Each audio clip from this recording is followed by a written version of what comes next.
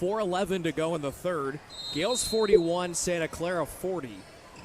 As Alcuso inbounds, goes right inside to Foy. Foy slithers, left glass, short, Schaefer right there for the rebound. It's not that St. Mary's has done a bad job. They were 3 of 6 before that shot here in this quarter, but Santa Clara 6 of 8 shooting the basketball. Alcuso trying to lean into Heel, who circles her way out and gets the friendly roll to put Santa Clara in front, 42-41. Tess Heel with 8 points now, 4 in this quarter. She had 4 in the first half. Down low, Bamberger. Oh, she was short, but she was fouled. So she'll get to the free throw line and try to put the Gales back in front. You know, it's been said a lot of times, but your big-time players need to step up in big-time moments.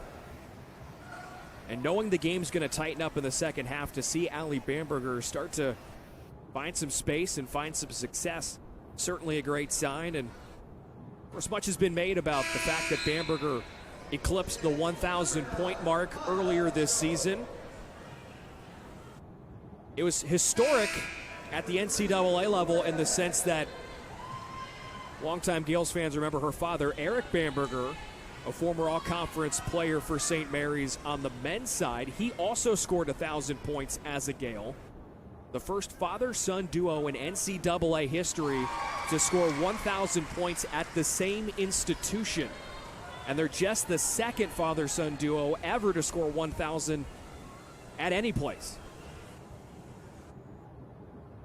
Bamberger hit the first. A little perspiration absorption on the floor as there's a wet spot kind of by where Emily Schaefer is. Almost like icing the shooter here. Gales have tied it up, 42 up, 42 down. Bamberger to put the Gales in front. Back iron miss, so we're knotted up. 3.5 to go in the third. Gales led by 7 at the break. Santa Clara's got 17 in the quarter. Heel. Pass was tipped by Foy. Found Hudgens instead. Heel waits patiently. Pollard hooks in. Lays it in. Deadened off the glass. And it's 44-42. Broncos lead by 2. Bamberger. Back turned on Schaefer.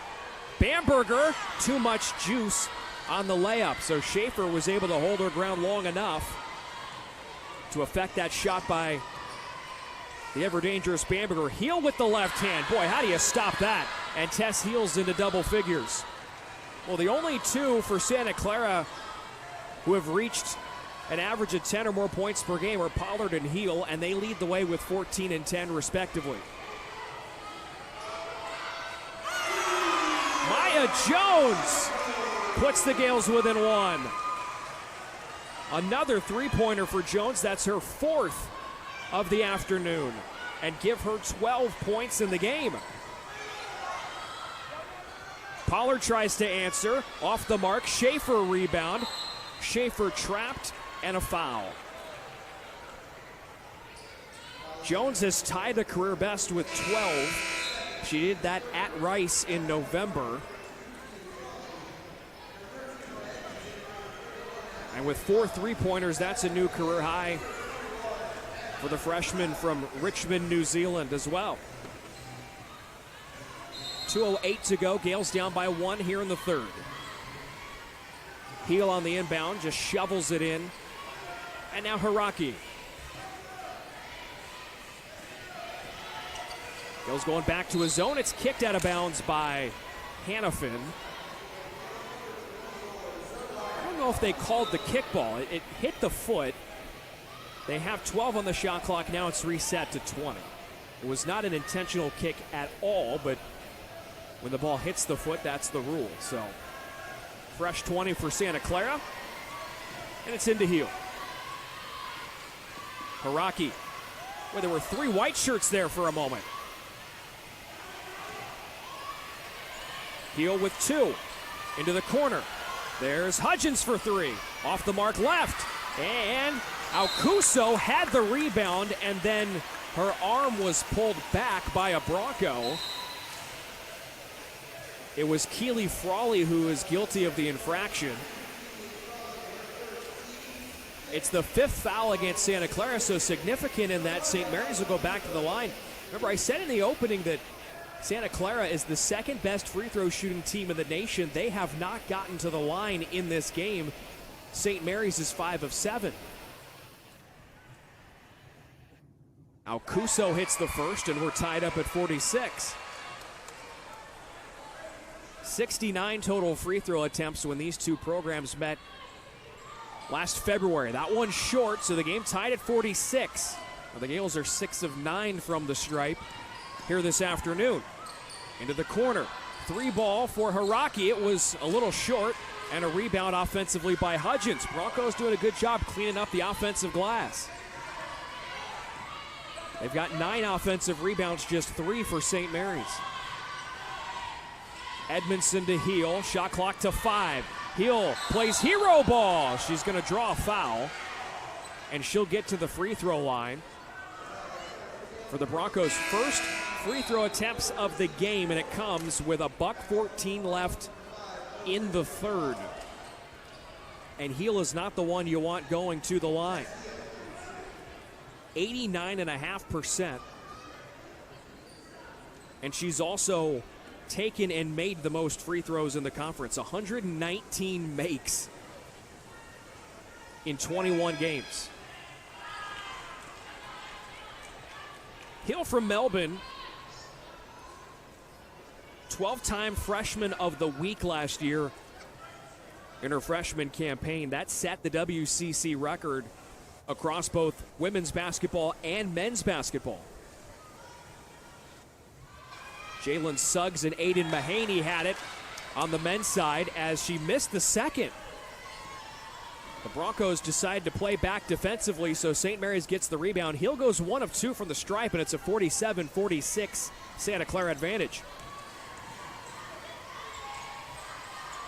Foy, guarded by the St. Mary's bench, spins, backpedals in on Haraki, and Maya Jones has a new career best, and she puts St. Mary's in front by 1. 14 points for the freshman in just her second start. Heel, pass deflected. Foy at her feet. It's recovered by the Broncos, but they're going to call a jump ball, and possession will stay with Santa Clara.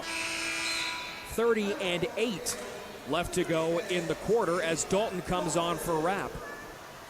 It's the one thing with Heel, she leads the team in turnovers coming into the afternoon at 84. Nobody else on Santa Clara had more than 32.